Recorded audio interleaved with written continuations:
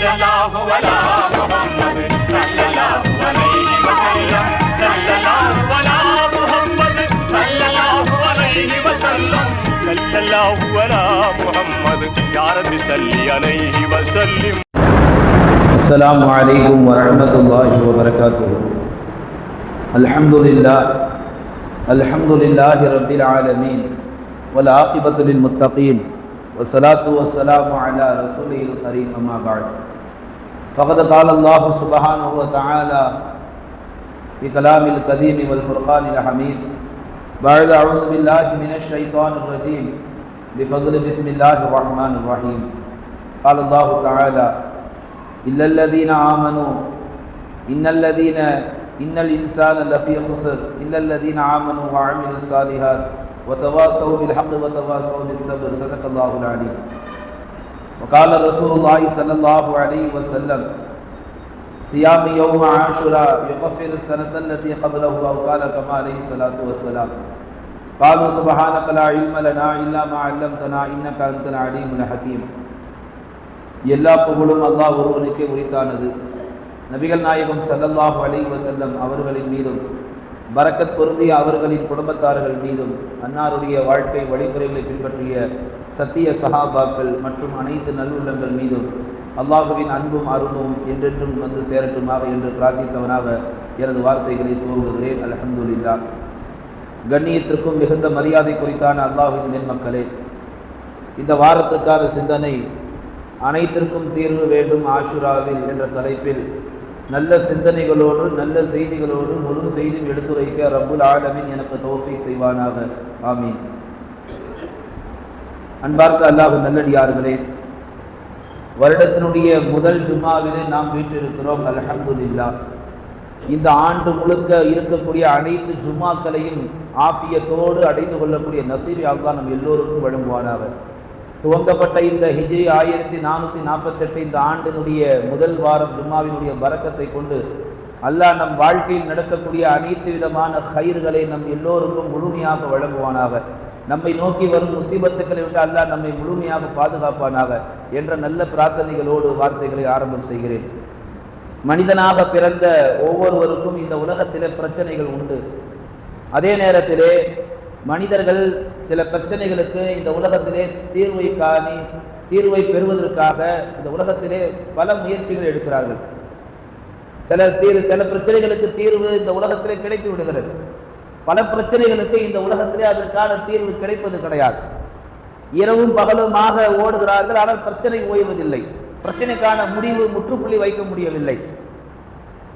இப்படி மனிதனாக வாழக்கூடிய நமக்கு இந்த உலகத்தில் ஏற்படக்கூடிய பிரச்சனைகளுக்கு தீர்வு கிடைக்காவிட்டால் மனிதன் அடுத்து என்ன செய்வான் என்று சிந்தித்து பார்க்கிற பொழுது அழுகையை தவிர வேறு ஒன்றும் அவனுக்கு தெரியாது. பிரச்சனைகள் தீராவிட்டால் மனிதன் என்ன செய்ய முடியும்? அழுகதான் முடியும். இஸ்லாம் சொல்லுகிறது, அப்படி நீ அழுகிற பொழுது, அப்படி நீ கவலைப்படுகிற பொழுது அந்த அழுகை, அந்த கவலை சாதாரண ஒரு அழுகையாக, சாதாரண ஒரு கவலையாக இல்லாமல், அது ஒரு சாதாரண நாளில் அமைந்திடாமல் உன் அழுகையும் உன் கவலையும் அல்லாஹும் ரசூலும் சொல்லக்கூடிய அந்த நாளில் நீ வெளிப்படுத்தினால், அந்த நாளிலே உன் அழுகை நீ கொண்டால், உன் கவலையை அல்லாஹ்விடத்தில் ஒப்படைத்தால், உன் பிரச்சனைக்கான தீர்வு அவன் முற்றுப்புள்ளி வைப்பான். உன்னுடைய கவலைக்கான ஒரு கண்ணியத்தை அல்லாஹ் அவன் அழகான முறையில் வெளியாக்குவான். எந்த பிரச்சனைக்கு தீர்வு காண வேண்டும் என்று உலகத்தில் நாம் பல வருடங்களாக உடல் ரீதியான, மன ரீதியான, பொருளாதார ரீதியான, குடும்ப ரீதியான அனைத்திலும் யார் யார் எந்தெந்த பிரச்சனைக்கு ஒரு முடிவு கட்டியாக வேண்டும் என்று இந்த உலக வாழ்க்கையிலே ஒரு வைராக்கியத்தோடு வாழ்ந்து கொண்டிருக்கிறார்களோ அவர்களுக்கெல்லாம் ஒரு அற்புத ஒரு நாள் தான் ஆஷுரா என்றார்கள் கண்மணி பெருமானார் ஸல்லல்லாஹு அலைஹி வஸல்லம் அவர்கள். அதனால தான் நாம் இந்த தலைப்பில் பேசுகிறோம். அனைத்திற்கும் தீர்வு வேண்டும் ஆஷுராவில். எந்த நாளிலும் உங்களுக்கு அதற்கான தீர்வு கிடைக்காது. புலம்பல் தான், அழுகை தான், அதற்கான மாற்றம் பிறக்காது. நமக்கான மாற்றம், நமக்கான தீர்வு வேண்டும் என்றால் ஆஷுராவை நாம் கண்ணியப்படுத்த வேண்டும், அதை நாம் பயன்படுத்த வேண்டும். அன்பார்ந்தவர்களே, இப்படி இந்த ஆஷுராவுடைய சிறப்பை இந்த உம்மத்து தெரிந்திருக்கிறதா என்று நாம் பார்த்தால் ஒரு சில பேர் தெரிஞ்சு வச்சிருக்கிறாங்க. சமூகத்தில் போய் ஆஷுரானா என்னன்னு கேட்டா ரொம்ப அழகா சொல்லுவாங்க. ஆஷுரா தான் ஹஜ்ரத், பெற 9 பெற 10, பெற 10 பெற 11, இப்படி அழகா சொல்லுவாங்க. இப்படி சொல்வது அல்ல, அந்த நாளை வசித்து தாகித்து அல்லாஹ்விடத்திலே நம் தேவைகளை கொட்ட வேண்டும், அல்லாஹ்விடத்திலே நம்முடைய ஆசைகளை முன்வைக்க வேண்டும். இத்தனை தீர்வு, எத்தனைக்கோ தீர்வு காண முடியாமல் இந்த உலகத்திலே நாம் தவித்துக் கொண்டிருக்கிறோம். அத்தனை பிரச்சனைக்கும் ஒரு தீர்வு வேண்டும் என்றால் ஆஷுராவை நாம் கையில் எடுக்க வேண்டும்.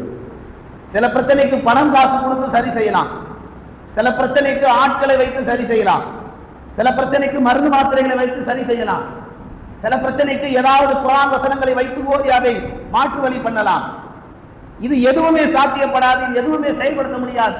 இதெல்லாம் தாண்டி வேற கட்டத்தில் போயிடுச்சு. அல்லாஹ் ஒருவன் தான், அவன் மாத்திரம்தான் உதவி வேண்டும், அவன் உதவி செய்தால் தான் இதற்கு மாற்றம் பிறக்கும் என்ற ஒரு கட்டம் வருகிற பொழுது, அப்படிப்பட்ட கட்டத்தில் வாழக்கூடிய நாம் பயன்படுத்த வேண்டிய நாள் தான் ஆஷுரா. எத்தனையோ பிரச்சனைக்கு தீர்வு காண முடியாமல் இன்றைக்கு முஸ்லிம் உம்மா தவித்துக் கொண்டிருக்கிறது.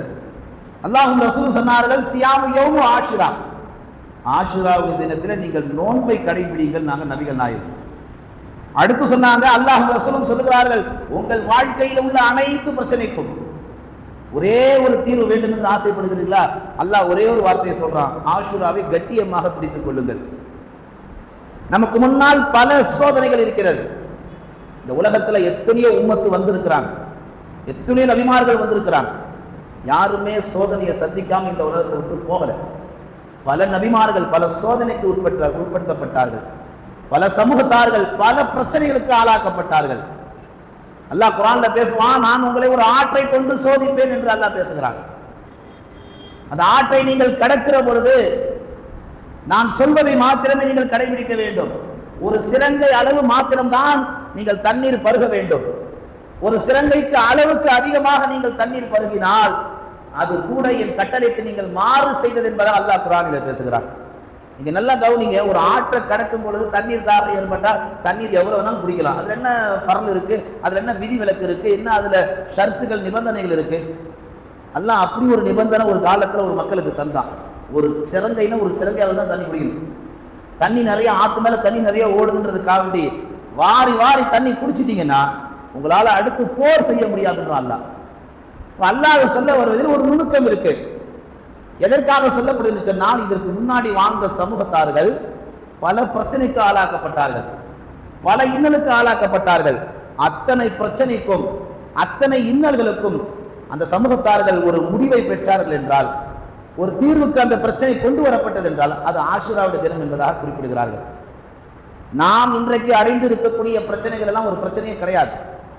நமக்கு முன்னாடி வாழ்ந்த உம்மத்தார்கள் இருக்கிறாங்களே, அவங்க தான் பெரிய பெரிய பிரச்சனைகள்லாம் சந்திச்சிருக்கிறாங்க. கொஞ்ச நஞ்ச பிரச்சனை இல்லை.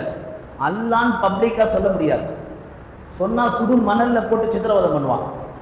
இஸ்லாத்தை பகிரங்கமா அறிமுகப்படுத்த முடியாது, சொன்னா கடுமையான தண்டனைகள் கிடைக்கும். குர்ஆனை சத்தம் போட்டு ஓத முடியாது, ஓதுனா கடுமையான தண்டனை கொடுக்கப்படும். அல்லாஹ்வை சுதந்திரமா வணங்க முடியாது, வணங்கினா கடுமையான தண்டனைக்கு ஆளாக்கப்படுவாங்க. இப்படி அமல்கள் விஷயத்திலே நமக்கு முன்னால் வாழ்ந்த சமூகத்தார்கள் ஒரு சுதந்திரம் இல்லாமல் ஒரு சிக்கலோடு ஒரு பிரச்சனைகளோடு தான் இந்த உலகத்தில் வாழ்ந்தாங்க.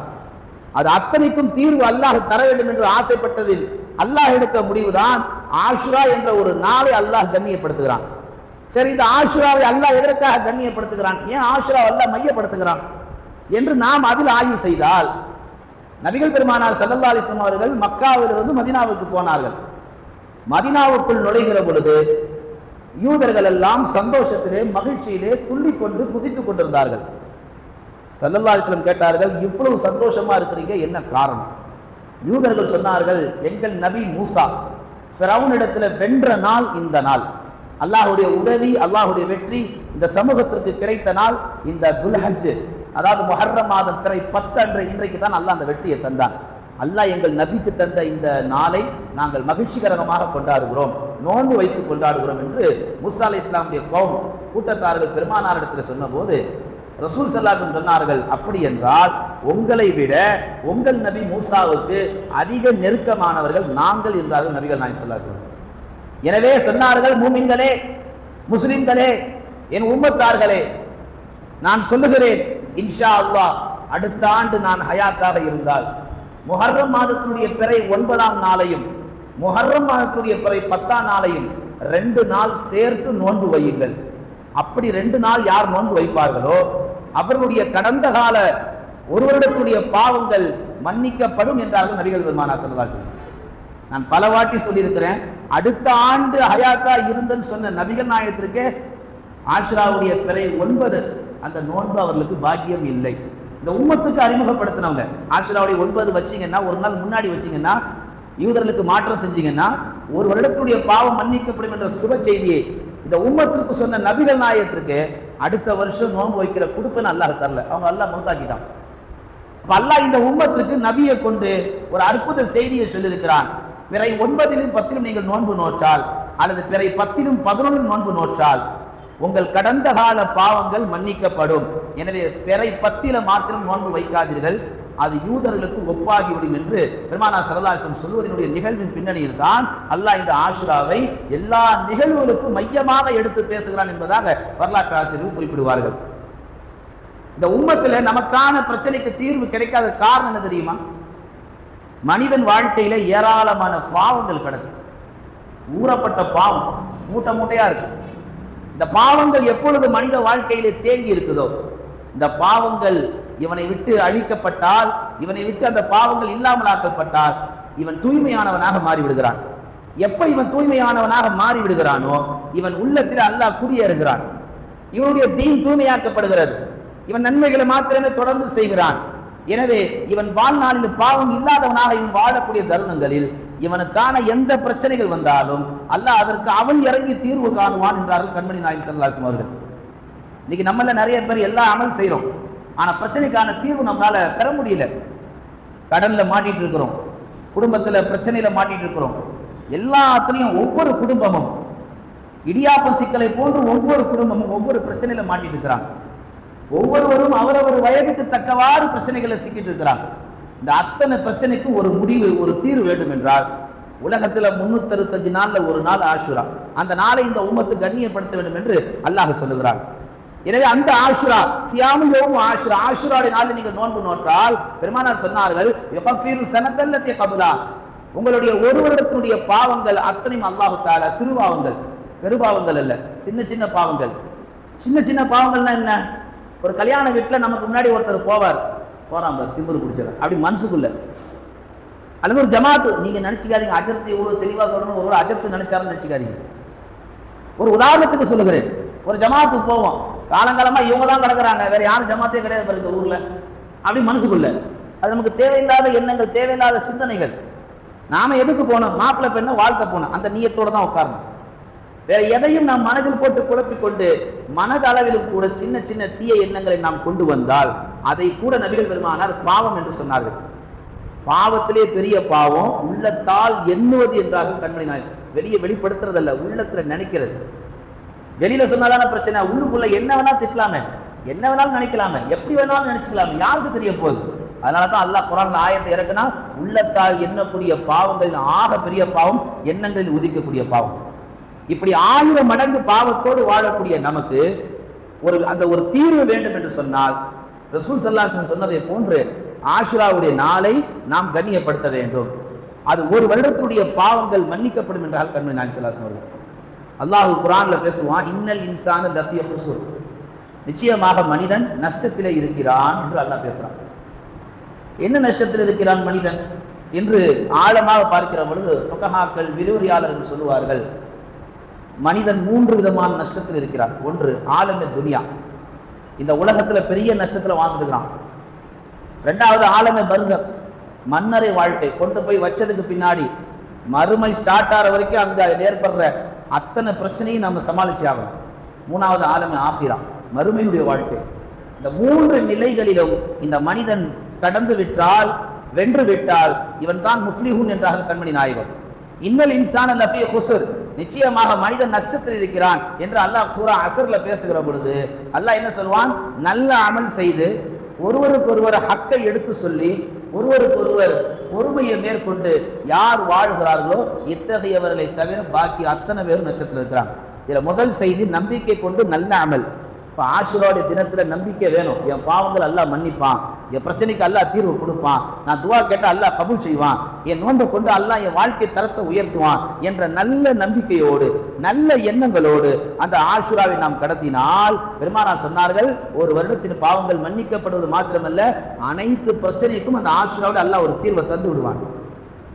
ஸல்லல்லாஹு அலைஹி வஸல்லம் சொல்லுவார்கள், இந்த ஆஷுராவை மட்டும் அல்லாஹ் இப்படி உயர்த்தி பேசுவதற்கு என்ன காரணம் என்று பார்க்கிற பொழுது, அந்த ஆஷுராவுடைய தினத்தில் தான் அல்லாஹ் கற்பனை செய்ய முடியாத, மனிதன் கூட கற்பனை செய்ய முடியாத ஒரு நிறைய அற்புத நிகழ்ச்சிகள் அல்லாஹ் அந்த நாளில் நிகழ்த்தியிருக்கிறான். நீங்க வரலாற்று பாருங்க, ஆஷுராவுடைய தினத்தில் அல்லாஹ் சாதனை செய்யாத எந்த வெற்றியும் கிடையாது. அந்த நாள்ல கிதாபுகள்ல வரிசையா சொல்றாங்க, 30க்கும் மேற்பட்ட சாதனைகள் எழுதுறாங்க. ஆதம் அலைஹிஸ்ஸலாமுடைய பாவம் மன்னிக்கப்பட்டது, இப்ராஹிம் அலைஹிஸ்ஸலாம் நெருப்பு குன்றத்தை தூக்கி போடப்பட்டது, யூனுஸ் நபி மீன் வைத்திருந்து வெளியாக்கப்பட்டது, அவங்களுடைய கூட்டத்தாருக்கு வேதனை நீக்கப்பட்டது, மூசா அலைஹிஸ்ஸலாம் ஹாரூன் அலைஹிஸ்ஸலாம் துஆக்கள் கபூலாக்கப்பட்டது, ஈசா அலைஹிஸ்ஸலாம் அவர்கள் வானத்தில் உயர்த்தப்பட்டது, இத்ரீஸ் அலைஹிஸ்ஸலாம் உயர்த்தப்பட்டது. இப்படி அடுக்கடுக்காக 30க்கும் மேற்பட்ட காரணங்களை ஆஷுராவுடைய நாளில் தான் அல்லாஹ் நிகழ்த்தி காட்டினான்.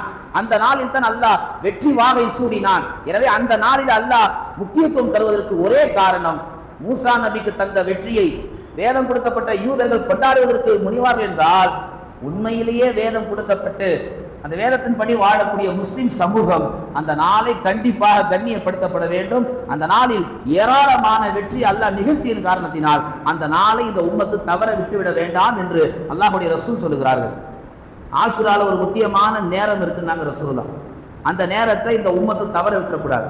நோன்பு வைத்தவர்கள் அல்லது நோன்பு வைக்க முடியாமல் உடல் சோமில்லாமல் உடல் பலவீனப்பட்டு போனவர்கள், ஆஷுரால ஒரு நேரம் இருக்கு. அந்த நேரத்தை நாம கரெக்டா பயன்படுத்தி அந்த நேரத்தில் அல்லாஹ்ட்ட நம்ம துவா செஞ்சோம்னா, எப்பேற்பட்ட துவாவாக இருந்தாலும் அல்லாஹ் அதை கபூல் செய்வான் என்றால் கண்மணி நாயகம் ஸல்லல்லாஹு அலைஹி வஸல்லம். ஆஷுராவுடைய தினத்தில் அஸர் டு மக்ரிப் இந்த நாளில் நீங்க நோன்பு கண்டிப்பா வைக்கணும்.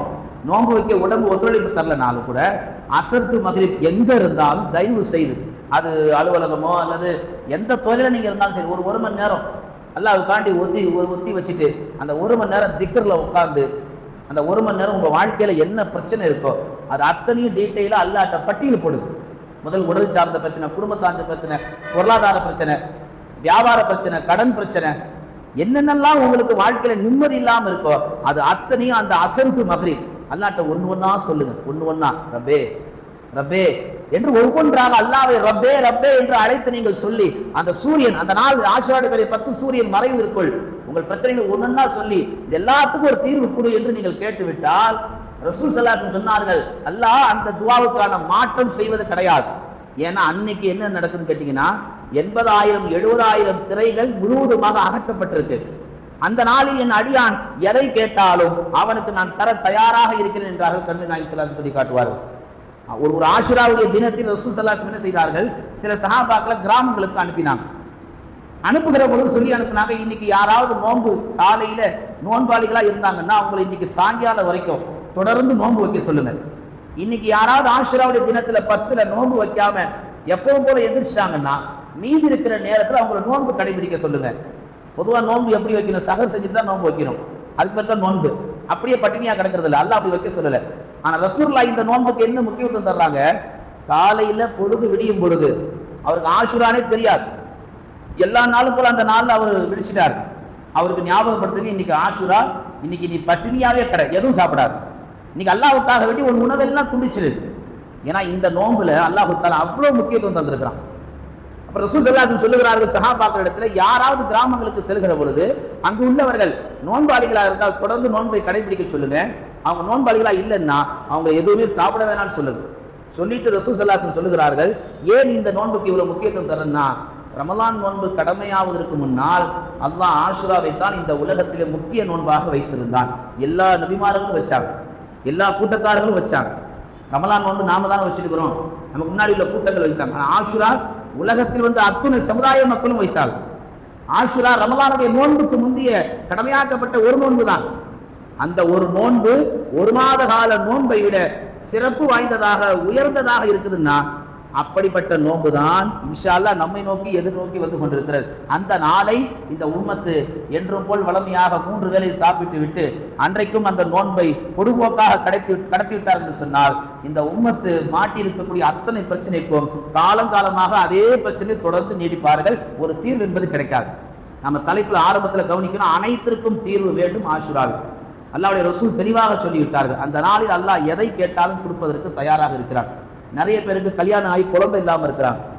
மருத்துவமா ஏறி லட்ச லட்சமாக செலவு செய்கிறாங்க, லட்ச லட்சமாக பிஸ்னஸில் போடுறாங்க. ஆனால் போட்டது எதுவும் எடுக்க முடியல. கணவன் மனைவிக்குள்ள ஒத்துமை இல்லாமல் இருக்கு. குடும்பத்தில் எப்போ பார்த்தாலும் ஒரே சண்டையா இருக்கு. எப்போ பார்த்தாலும் மருந்து மாத்திரை கையுமா அழகின வேண்டியதா இருக்குது. இது அத்தனைக்கும் ஒரு தீர்வு தான் ஆஷுரா. ஸல்லல்லாஹு சொன்னார்கள், மூசா அலைஹிஸ்ஸலாமுக்கு அல்லாஹ் இந்த நாளில் எப்படி வெற்றியை அற்புதமாக தந்தானோ அந்த வெற்றி இந்த உம்மத்திற்கு அல்லாஹ் மறைத்து வைத்திருக்கிறான். ரசூலுல்லாஹ் சொல்ல ஒரு சூசகமான செய்தி என்னன்னா, மூசாவுடைய உம்மத்திற்கு அல்லாஹ் தந்த வெற்றியை போன்று இந்த உம்மத்திற்கும் அல்லாஹ் வெற்றியை தந்தான் என்று சொன்னால் அதுதான் ஆஷுராவுடைய தினம். ஆஷுராவுடைய பிறை 10 இந்த உம்மத் அந்த நோன்பை கடைபிடிக்க தவறிவிட்டால் இந்த மூமின்கள் இவர்கள் வாழ்வில் ஏற்படக்கூடிய அத்துணை பிரச்சனைகளுக்கும் தீர்வு காண முடியாது என்றார்கள் கண்மணி நாயகம் ஸல்லல்லாஹு அலைஹி அவர்கள். மூசா அலைஹிஸ்ஸலாமும் ஃபிரௌனும் 2 பேரும் ஈமானுடைய சண்டை போடுறாங்க. அல்லாஹுவா ஃபிரௌனா என்ற ஒரு சண்டை அதிகபட்சமா போகிற பொழுது உங்களுக்கு வரலாறு தெரியும். மூசா அலைஹிஸ்ஸலாமை வென்றார்கள், ஃபிரௌன் தோல்வி அடைந்தான். அப்படிப்பட்ட அந்த காலத்தில் மூசா அலைஹிஸ்ஸலாமுக்கு அல்லாஹ் இப்பேற்பட்ட உதவி எதை கொண்டு தந்தான்? அவருடைய உறுதியான ஈமான். ஃபிரௌன் கடைசி நேரத்தில் நடுக்கடலில் அவன் மூழ்கடிக்கப்படுகிற பொழுது தஃசீர்களிலே எழுதுவார்கள், அந்த ஃபிரௌன் என்ன செய்கிறான், கடலிலே இருக்கக்கூடிய அந்த நடுக்கடல் இருக்கிற பொழுது அவன் அல்லாஹ்வை அழைக்கிறான். எப்படி அழைத்தான்? நேரடியாக அழைக்கல, யா அல்லாஹ் யா ரப்பு அப்படி அழைக்கல. பனு இஸ்ரவேலர்களின் இறைவனை என்று அழைத்தான், மூசாவின் ரப்பே என்று அழைத்தான். நேரடியாக அழைக்கல. அல்லாஹ் அதை கூட கோச்சிக்கல. அப்படி ஒரு வாட்டி அழைச்சிட்டான். அல்லாஹ் என்ன செஞ்சான், அடுத்த கணம் அவன் அழைச்சிட்டான்னு சொல்லி அவனுக்கு உதவி செய்ய அல்லாஹ் முன் வருகிற பொழுது ஜிப்ரைல் என்ன செய்யறாங்க, வானவுடைய தலைவர் கடல்ல இருக்கிற மண்ணை அப்படியே எடுத்து அவன் வாயில போட்டு அடைக்கிறான். மூதேவி வாயை மூடு, வாழும் காலம் எல்லாம் ஆனா ரப்புக்கும் அது ஆழா, நான் தான் கடவுள் என்று சொன்னாய். இப்ப எங்க இந்த அறிவு வந்துச்சு? இப்பயாவது வந்துச்சு, விட வேண்டியதானே? விடல. அவன் வாயில மண்ணை போட்டு அடைச்ச உடனே அடுத்து 2வது வாட்டி அவன் வாய் எடுக்கிறான், மீண்டும் வாயில மண்ணை போட்டு அடைக்கிறாங்க. அத்தோட கடல்ல மூழ்கடிக்கப்பட்டு அவன் மௌத்தா போனான் என்று குர்ஆன்ல அல்லாஹ் பேசுவான். நாம 2 விஷயம் கவனிக்கிறோம். ஒன்று, ஜிப்ரீல் அலைஹிஸ்ஸலாமுக்கு அல்லாஹ் பத்தி நல்லா தெரியும், அல்லாஹ்வுடைய சிஃபத்தை பத்தி நல்லா தெரியும், அல்லாஹ் எப்படிப்பட்டவனும் தெரியும். இவ்வளவு கொடுமை பண்ணவன் கடைசி நேரத்தில் அல்லாஹ்வை கூப்பிட்டான், உடனே அல்லாஹ் உதவி செய்ய வந்துட்டானே, அல்லாஹ் எவ்வளவு பெரிய இரக்கம் உள்ளவன் என்ற அந்த அற்புத செய்தி இந்த வரலாற்றில் நமக்கு ஞாபகப்படுத்துகிறார்கள். 2வது செய்தி, எவ்வளவு கொடுமைகள் செய்திருந்தாலும் நாம் அவனை அழைத்தோம் என்று சொன்னால் அவன் நமக்கு பதில் தருவான் என்பதுதான் இந்த வரலாற்றினுடைய உண்மை. ஃபிரௌனுக்கு அந்த நேரத்தில் உலமாக்கள் எழுதுவார்கள், பெருமக்கள் சொல்லுவார்கள், கோடான கோடி சொத்து இருந்துச்சு. அவன் நடுக்கடல்ல மூழ்கிற பொழுது அவனுடைய ப்ராப்பர்ட்டி கோடான கோடி, மாளிகை, பங்களாக்கள், அரண்மனைகள், எல்லா வசதியும், அதிகாரம், எல்லா பலமும் இருந்தது. ஒன்னே ஒன்று அவனுக்கு அந்த நேரத்தில் தேவைப்பட்டுச்சு, உயிர் பிழைக்கணும். அவனுக்கு அல்லாஹ் புரிய வைத்து விட்டான். அந்த நடுக்கடலில் அவனுக்கான சிரமம், அவனுக்கான தீர்வு, என்னை காப்பாத்தியா அல்லாஹ். அன்னைக்கு எப்படி ஃபிரௌன் நடுக்கடலில் அல்லாஹ் என்னை காப்பாத்து என்று கதறினானோ, இன்னைக்கு நாமும் அப்படி கதறிட்டு இருக்கிறோம், என்னை காப்பாத்தியா அல்லாஹ். ஃபிரௌனுக்கே அல்லாஹ் பதில் தருகிற பொழுது நாமெல்லாம் யாரும் ஃபிரௌன் கிடையாதே. இப்ப நாம இந்த நாளை கண்ணியப்படுத்தி நோன்பு நோற்று அந்த நாள் முழுக்க நாம் அமல் செய்தால் அல்லாஹ் நம்முடைய அனைத்து பிரச்சனைக்கும் தீர்வை ஆஷுராலே தந்துருவான். முன்னோர்கள் என்ன செய்வார்கள், ரமலானுடைய நோன்பை வைக்க மாட்டாங்க, தள்ளி வைப்பாங்க, நோன்பை விட்டுடுவாங்க. அப்ப சில பேர் கேட்டாங்க, ஏன் ரமலான் நோன்பு வைக்கல? முன்னோர்கள் சொல்லுவார்கள், ரமலானுடைய நோன்பு விடுபட்டுடுச்சுன்னா அடுத்த மாசம் வச்சுக்கலாம். இந்த மாசம் ரமலான், இந்த மாசம் நோன்பு வைக்க முடியல, அடுத்த மாசம் கலா செஞ்சுக்கலாம், ஷரியத்துல இடம் இருக்கு. ஆனா ஆஷுராவை அப்படி கலா செய்ய முடியாது. நீங்க நல்லா விளங்கணும், ரமலானுடைய நோன்பு ஃபர்லு, அந்த நேரத்தில் அது வைக்க முடியல, அடுத்த மாசம் வைக்கலாம், மார்க்கத்தில் அனுமதி இருக்கு. ஆனா ஆஷுரா ஃபர்ல் இல்ல, சுன்னத்து. அது அந்த மாசம், அந்த வருஷம், அந்த நாளில் மட்டும்தான். அதை விட்டு அதோட அடுத்த வருஷம் தான். இந்த வருஷம் ஆஷுரா விட்டுட்டேனே, எனக்கு வேலை வந்துருச்சு, ஞாபகம் இல்லை, நான் மறந்துட்டேன், இப்போதான் ஞாபகம் வந்துச்சு, வேற 12 தான் ஞாபகம் வந்துச்சு, நான் ஆஷுரா விட்டு கலா செய்யறேன்னா கூடாது. ஆஷுரா அன்னைக்கு தான். அது கூட 10 மாத்திரை வைக்க கூட, வச்சா 9, 10 இல்ல 10, 11. பெருமக்கள் என்ன சொல்லுகிறார்கள், ஒரு ஃபர்லை விட்டால் கூட கலா செய்வதற்கு இஸ்லாத்தில் அனுமதி இருக்கு. ஆனா ஒரு சுன்னத், அதுவும் ஒரு சாதாரண சுன்னத் அல்ல. சுன்னத்தை விட்டா பெரிய கேள்வி கிடையாது, ஃபர்லு விட்டாதான். ஆனா ஃபர்லுக்கு என்ன இருக்கு, மார்க்கத்தில் அனுமதி இருக்கு. ஆனா சுன்னத்தை விட்டுட்டீங்கன்னா அடுத்த வருஷம் தான் அது, அதுக்கு நாம ஹயாத்தா இருக்கணும். நம்மகிட்ட அந்த கேரண்டி இருக்கா? 2027 ஆஷுராலும் உயிரிழப்பு ஏதாவது உத்தரவாதம் இருக்கா? இல்ல. பெருமக்கள் ரமலானுடைய நோன்பை கூட விட்டுட்டால் கலா செய்து கொள்ளலாம், ஆனால் ஆஷுராவை விட்டால் ஒருபோதும் கலா செய்ய முடியாது. எனவே கிடைத்த வாய்ப்பை, கிடைத்த இந்த தருணத்தை நாம் பயன்படுத்தி ஆக வேண்டும் என்று பெருமக்கள் இந்த ஆஷுராவுக்கு அவ்வளவு முக்கியத்துவம் தந்தார்கள். கடந்த வாரம் ஹிஜ்ரத்தை பத்தி பேசும் பொழுது அல்லாஹ் பாவியை கொண்டு இந்த தீனை வளர்த்தான் நம்ம சொன்னோம். அதே போலத்தான் அல்லாஹ் ஒரு பாவியான உடலை கொண்டு இந்த இஸ்லாத்தை வளர்த்து கொண்டிருக்கிறான். 5000 வருஷத்துக்கு முன்னாடி மௌத்தா போன ஃபிரௌனுடைய உடலை இன்றைக்கும் அல்லாஹ் அதை மக்காத அளவு, அது வீணா போகாத அளவு அல்லாஹ் அதை பத்திரப்படுத்தி பாதுகாக்கிறான் என்றால், அல்லாஹ் இந்த தீனுக்கும் துன்யாவுக்கும் மூமின்களுக்கும் சொல்ல ஒரு செய்தி என்ன தெரியுமா? உங்கள் எல்லோருக்கும் தக்கத்தில் பிரச்சனை இருக்கு, உங்க எல்லோருக்கும் முசீபத் இருக்கு, உங்க எல்லோருடைய வாழ்க்கையிலேயே உங்களை தேடி பிரச்சனை வந்துகிட்டு இருக்கு.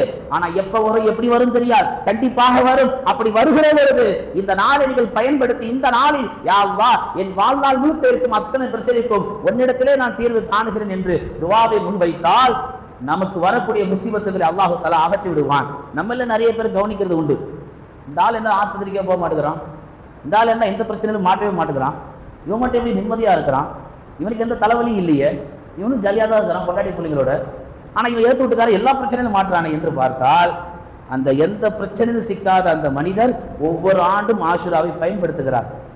நம்ம சமூகத்தில் ஆஷுரா என்று சர்வ சாதாரணமாக கடந்து விடுகிறார்கள். அதனால் அது பெரிய இழப்பை தந்து விடுகிறது. இந்த ஊர்ல தான் இதுக்கு மகத்துவம் இல்லாமல் இருக்கு. மற்ற ஊர்களில் போய் பாருங்க, ஆஷுராவை ரமலானை போட்டு கொண்டாடுகிறார்கள். ரமலானுக்கு தான் இந்த உம்மத்து முக்கியத்துவம் தருது. மற்ற நாட்களுடைய நோன்புகளுக்கோ சிறப்புகளுக்கு எந்த முக்கியத்துவம் தரதில்லை. அன்பார்ந்தவர்கள், நபிமார்கள், சஹாபாக்கள், சுபதாக்கள், சாலிஹின்கள், நல்லவர்கள், இவர்கள் எல்லோருக்கும் பிரச்சனை வந்தது. அந்த எல்லா பிரச்சனைக்கும் தீர்வும் முடிவு கட்டப்பட்டது ஆஷுரா என்பதாக வரலாற்று ஆசிரியர்கள் எழுதுகிறார்கள். அந்த வரிசையில் சதாசிதா இருக்கக்கூடிய முஸ்லிம்களாகிய நமக்கும் எல்லா பிரச்சனைகளும் நம்மை நோக்கி வருகிறது. அதற்கான தீர்வு கட்ட வேண்டும் என்று சொன்னால் இந்த ஆஷுராவை நாம் பயன்படுத்தி ஆக வேண்டும். முகமது நபி ஸல்லல்லாஹு அலைஹி வஸல்லம் சொல்லி காட்டுவார்கள், இமாம் ஹுசைன் ரலியல்லாஹு தஆலா அவர்கள் ஷஹீதாக்கப்பட்ட இந்த ஆஷுராவுடைய பெரிய பத்தில் தான். நீங்க நல்லா கவனிக்கணும். 6 வயசுல விளையாண்டுட்டு இருக்கும் போது தாயார் ஃபாத்திமாட்ட சொன்னாங்க, ரசூலுல்லாஹ் உன்னுடைய மகனார் கர்பலாவிலே ஷஹீதாக்கப்பட்டு கொல்லப்படுவார். அவங்க மௌத்தா போறது 61 வயசுல, இமாம் ஹுசைன் மௌத்தா போறது 61 வயசுல. 6 வயசுல சொல்றாங்க. ஏறக்குறைய 50-60 வருஷம் வாழ வேண்டியது இருக்கு. ஒரு 60 வருஷம் கழிச்சு நீ மௌத்தா போவ, ஆனா சாதாரணமா போக மாட்ட, உன்னை குத்தி உன்னுடைய ரத்த வெள்ளத்தில் நீ கிடப்ப என்று ஒரு பயங்கரமான செய்தியை ஒரு 60 வருஷத்துக்கு முன்னாடி ரசூலுல்லாஹ் மகளார்ட்ட சொல்லுகிற பொழுது அந்த நிகழ்வு 60 வருஷம் கழிச்சு அப்படியே நடக்குது என்றால், இது ஒரு பக்கம் இருக்கட்டும், அல்லாஹ் சஹாபாக்களை எல்லா சஹாபாக்களும் ஷஹீதாத்தான் மௌத்தாக்குனான். அதுல அந்த ரசூலுல்லாஹ் சொன்ன அந்த வாக்கு நிறைவேற்றப்பட்டது ஆஷுராவுடைய பிறை 10 என்பதாக குறிப்பிடுகிறார்கள். வரலாற்று முழுக்க நீங்க எந்த நிகழ்வு வேணா எடுத்து பாருங்க, எல்லா சிறப்பும் ரமலானிலோ, மெஹராஜிலோ, லைலத்துல் கத்ரிலோ அல்லது பராத்திலோ இதுல எதுவுமே நிகழ்த்தல. அல்லாஹ் ஆஷுராவில் தான் எல்லா காரியத்தையும் நிகழ்த்தி இருக்கிறான். எனவே இந்த உம்மத்துக்கு இப்ப தேவையானது என்ன? ஒரு 6 விஷயம் தான். இந்த மாதத்துடைய 25, 26 வரக்கூடிய வியாழன், வெள்ளி 2 நாளை நோன்பு நோற்று பொதுவாக சுயநலமா கேட்கக்கூடாது. இந்த ஒட்டுமொத்த உம்மத்திற்கு 6 விஷயம் தேவை. அது என்ன தேவை? முதல் விஷயம், யா அல்லாஹ் இந்த உம்மத்துடைய பொருளாதாரத்தை பலப்படுத்து. அல்லாஹ்ட்ட துஆ கேளுங்க. ரொம்ப பலவீனமா இருக்கணும் பொருளாதாரத்துல. 2வது, யா அல்லாஹ் இந்த உம்மத்துடைய உடல் ஆரோக்கியத்தை சிறப்பாக்கி கொடு. ஒவ்வொருத்தரும் நோய் நொடியுமா வாழ்ந்துட்டு இருக்கிறோம். 3வது, யா அல்லாஹ் குடும்பங்களில் ஒற்றுமை இல்லாமல் பிளவுபட்டு கிடக்கு, எல்லா குடும்பத்தையும் ஒற்றுமையாக்கு. அல்லாஹ்ட்ட துஆல முன் வைக்கணும். 4வது, யா அல்லாஹ் இந்த உலகத்துல குறிப்பா இஸ்லாமியர்கள் மட்டும் இல்ல எல்லா மதத்து பெண் மக்களுடைய கற்பை பாதுகாத்துடு. யாருமே என்ன செய்யறதில்லை இன்னைக்கு, பெண் பிள்ளைகளா பார்க்கறதே இல்லை. 3 வயசு குழந்தைய கற்பழிக்கிறாங்க. செய்தியை படிக்கவும் இல்லை, கேட்கவும் முடியல. அல்லாஹ்ட்ட துஆல முன் வைங்க. 5வது, யா அல்லாஹ் நல்ல ஆட்சியை எங்களுக்கு கொடு. ஆட்சின்ற பேர்ல யார் வேணா உட்கார்ந்துருக்கலாம், அது நம்ம குறை சொல்ல வரல. ஆனா யார் ஆட்சி கட்டளையில் உட்கார்ந்தாலும் திறமையான, ரொம்ப கூர்மையான, தொலைதூக்கு சிந்தனையோடு நல்ல ஆட்சியாளர்கள், நல்ல புத்திசாலிகளா ஆட்சியக்கூடிய அல்லாஹ் என்று துஆல முன்வைங்க. அடுத்து 6வது, ஈமானிய வாழ்க்கையை கொடு. ஈமானிய வாழ்க்கை இல்லாம தான் வாழ்ந்துட்டு இருக்கிறோம். அதே போல அடுத்து 7வது, யா அல்லாஹ் ஈமானிய மௌத்து கொடு. இந்த 7 செய்தியும் பிரதானமா இந்த ஆஷுராவுடைய நோன்புல உங்களுக்கான தேவைகள் அல்லாஹ்ட்ட கேட்டு முடிச்சுட்டு இந்த 7ஐயும் அல்லாஹ்ட்ட முன் வைங்க. அனைத்து பிரச்சனைக்கும் நான் ஆரம்பத்தில் சொன்னதை போன்று 3 வகையான உலகங்கள், இந்த உலகம், மன்னரை உலகம், மறுமை உலகம், இந்த 3இல் நாம் வென்று விட்டால் நாம் அல்லாஹ்வுடைய பொருத்தத்தை அடைந்து விடுவோம். அல்லாஹ்வுடைய திருமுகத்தை பார்க்கும் பாக்கியமும் கிடைக்கும். அப்படிப்பட்ட பாக்கியம் கிடைக்க வேண்டும் என்றால் இந்த ஆஷுராவை கண்ணியப்படுத்தக்கூடிய உம்மத்தாக அல்லாஹ் நம் எல்லோரையும் ஆக்குவானாக. எதை பேசினோமோ, எதை கேட்டோமோ அதன்படி அமல் செய்யக்கூடிய நர் தௌஃபீக்கை வல்ல ரஹ்மான் நம் அனைவருக்கும் தருவானாக. ஆமீன். வாஹிர் தஅவானா அல்ஹம்துலில்லாஹி ரப்பில் ஆலமீன்.